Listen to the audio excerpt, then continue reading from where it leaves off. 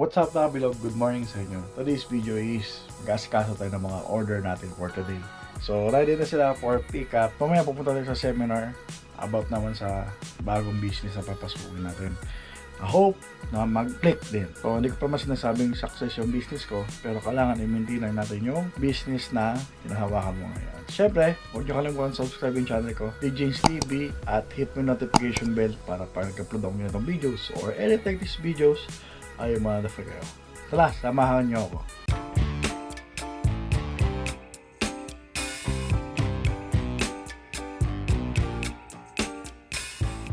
So, hinihintay ko na lang yung Lalamove Rider para ma-pick up mo mga unit. So, naka-ready naman po mga medyo madilim pa dito sa baba. Naka-ready na yung mga unit, ready na for pick up. Hanap lang tayo ng pwesto para ayos dito sa harap. Yung masikip na rin dito sa amin.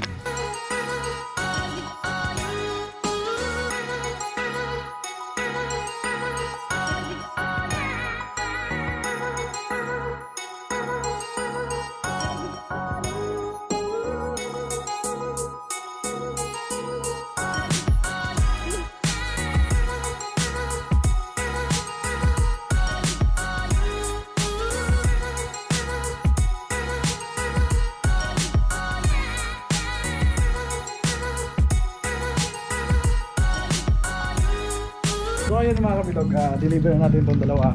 Pero yung isa na pick up na eh.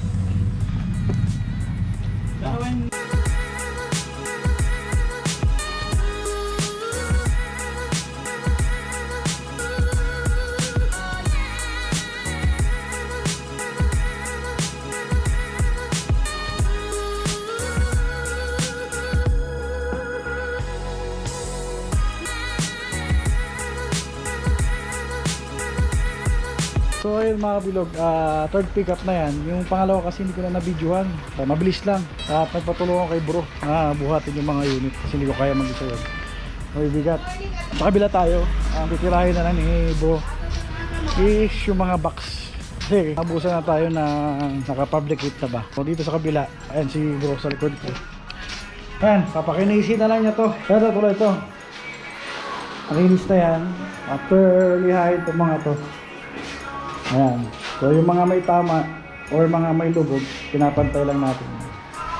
Ayan. So meron pa tayong mga ilang box. Ayan. So si Bro na muna bahala dyan. So sa mga interested, message na ako sa Gigabit Tech or The James TV para pag-usapan natin yung gusto nyo yung design. At medyo mainit pa, tutuloy ko lang yung pag-edit ko na vlog kasi may mga video ko ngayon. So, hindi ko pa natatapos i-edit. So, yung mga kabilog, medyo naging maluwang na dito sa bahay natin. So, meron na lang, yan. So, malinis na dito. Yan, wala na mga box. So, ito na lang isa, Tekken. So, may mga pating pa tayong mga build ginagawa ni bro doon sa kabila na fabric. Pero buo na yung mga box. And then, kung next week, mag-print ako ng ibang sticker. So, ito. Ayan, for delivery na ito, August 5 to 8 daw. So, hintayin ko lang yung update ni client. Mamaya na lang ulit, mag-edit po na ulit ako ng mga videos ko. Alright? So, what's up mga kabilog? Alis tayo ngayon.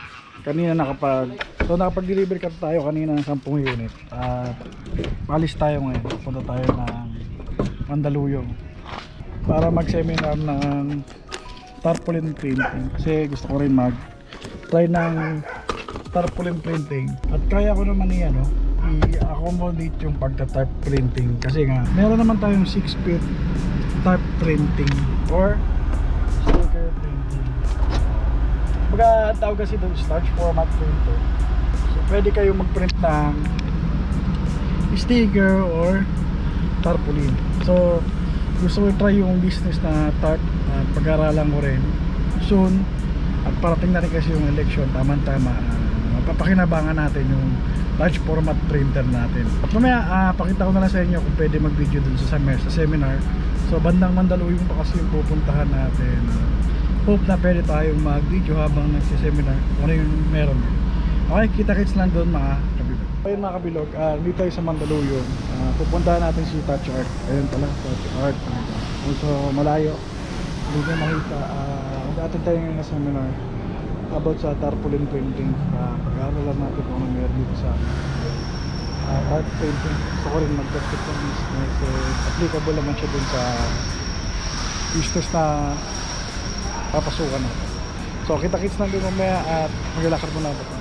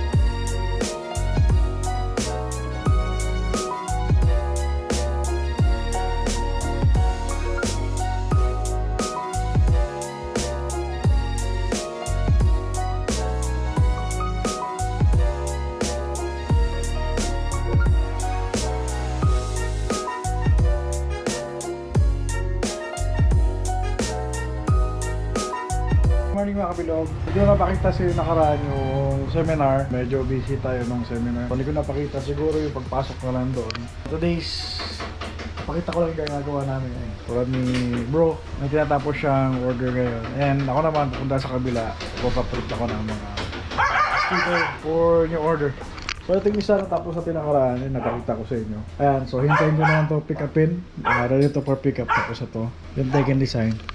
Tapos itong isa, itong kay Pablo, Spade na cards na nakalagay yun nandiyan. Maya, matapos din to at samahan niyo muna ako sa kabila. Gagawa tayo ng another sticker.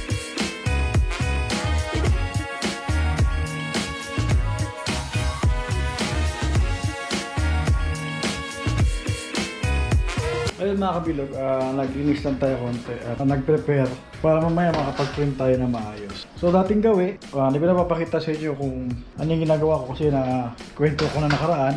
So time-lapse na lang tayo dito sa gagawin natin. Printing, edit. Okay, so stay tuned na kayo dito sa aking channel.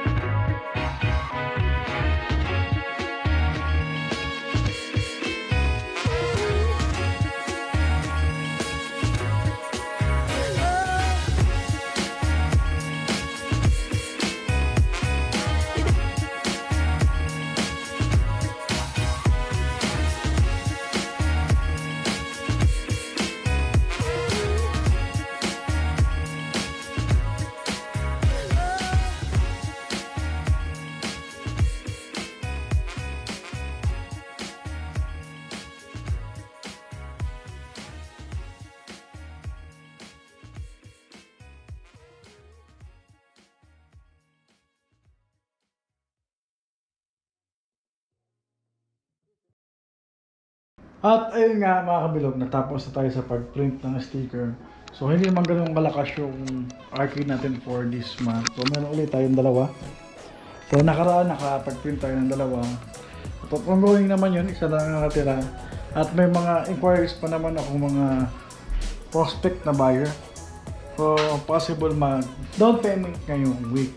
So sa mga interested naman, i-message nyo na ako sa Gigabit Tech or Big Games TV. Pag-usapan natin kung ano yung gusto nyong design para sa arcade machine nyo. Okay, pumunta muna tayo sa kabila. Una na update dun sa build natin kanina. Alright, so ayun mga kabilog na rin itong kay Pablo. Ayan, palagyan lang ng laman to mamaya. Ayan, so break time muna kami alas 12. Kailangan muna natin mga merienda konti at pagtanghalian. Ito yung sa kanya kulay black. Ayan, Pablo. Tapos white yung header niya. Ayan. So what's up mga bilog? Ulit to, si bro nasa baba, ako nag-assemble ng GNZ yan. So kinakopy ko yung file ng green. Tapos kanina medyo natagalan ako, may technical support tayo through remote access naman ng GNZ.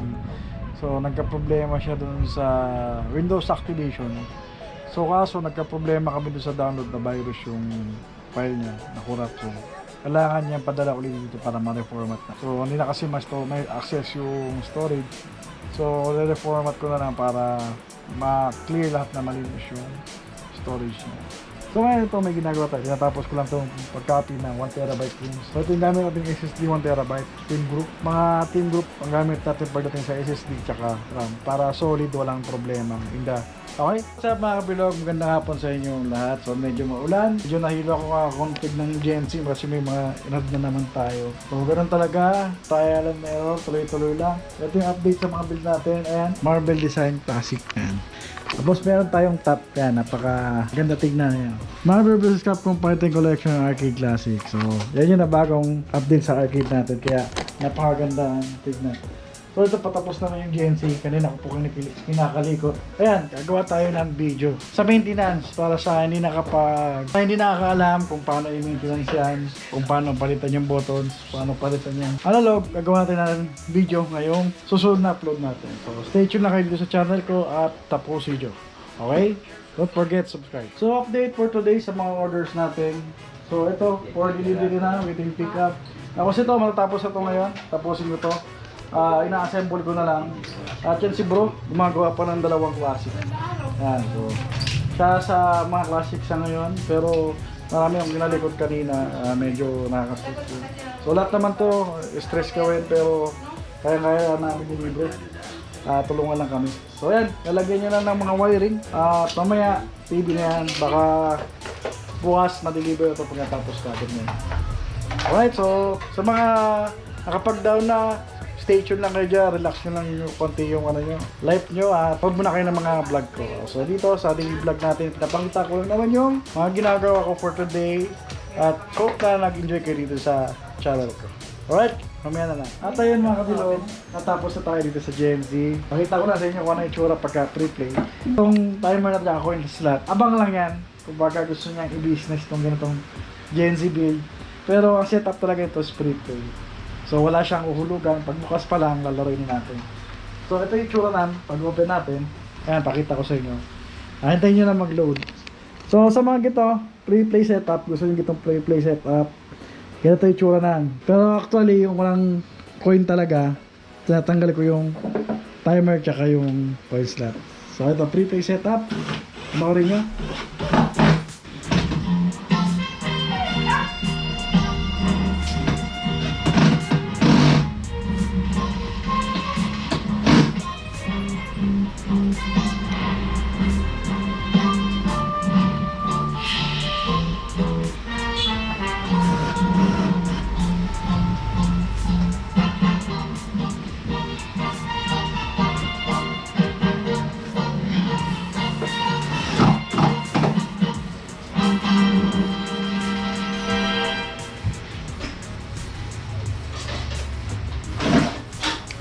At ayan, tapos na yung loading or boot load na screen niya.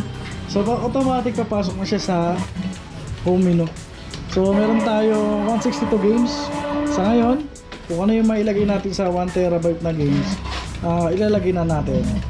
So by the way mga kabilog, hinalo ko na rin yung ibang classic na mga common na nilalaro nung 80s na 90s. Pero hindi naman ganun karami, siguro mga 20 o 10 piraso, mga ganun. Ayan, so marami pa rin games yan. At check nyo na lang doon sa vlog ko na meron naman tayong game list lang kung ano yung mga nadagdag na games. So ayan si bro kanina, ayan patapos na, nalalagay na lang yung mga TV. Tapos controller na lang kulang ito pag natapos. And set up na, pwede na to for delivery. At ayun mga kabilog, natapos din natin yung ibang build natin. Like this to arcade. Ayan, acrylic na lang yan. Tapos yung wiring nito, kakabit ko lang. Bukas tapos na to. So, hindi na kaya ng power. So, 7 PM na pala. Bilis ng oras. So, masyado ng gabi, pahinga naman pagka may time. Ayan, clean up na lang. So, siguro ganito lang ngayong vlog na to. Daily vlog natin. See you to my next daily vlog ulit. Medyo mahaba na rin yung video. Hanggang dito lang, kaya stay tuned kayo sa susunod na daily vlog natin. Pag-uusapan pa natin na ibang arcade machine build natin. Right, and don't forget to subscribe my channel, Big James TV. At hit mo yung notification bell para pag nag-upload ako ng video ulit, ay ma-notify kayo. Right, peace out. Bye-bye.